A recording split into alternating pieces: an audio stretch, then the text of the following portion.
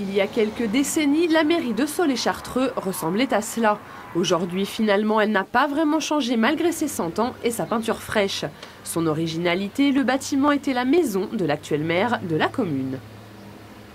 Moi, je suis né en 1941.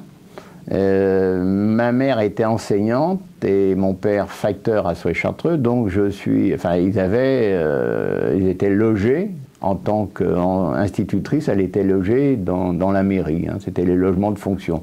Donc toute ma jeunesse, je l'ai passée dans cette mairie, alors dans le grenier, dans la cave, dans la cour des écoles, à faire quelques bêtises bien sûr, comme tous les gamins.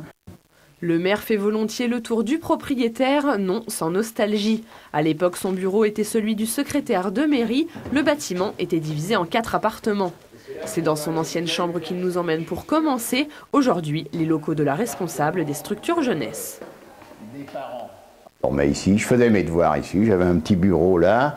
Et puis voilà, c'est toute une période de ma vie très importante, hein, parce que alors j'étais là et il y avait simplement une cheminée. Hein, une cheminée, il n'y avait pas de chauffage central, la cheminée ne marchait pas et on avait très très froid l'hiver, hein, parce qu'il y avait 4,50 m sous plafond.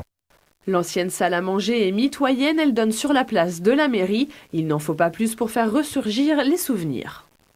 La division Leclerc a libéré Sols-et-Chartreux au mois d'août 1944. Et donc c'est passé sur, disons, devant la mairie, les chars étaient arrêtés, la population. J'ai souvenir de ma mère étant descendue voir discuter sûrement avec les soldats. Et moi, de la fenêtre, je regardais tout ça. Début des années 60, la ville se développe, la population augmente et de nouveaux services municipaux voient le jour. Les appartements sont transformés en bureaux. Aujourd'hui, 130 personnes travaillent à la mairie de Sceaux et Jean Flégéo y est maire depuis 1995. Voilà donc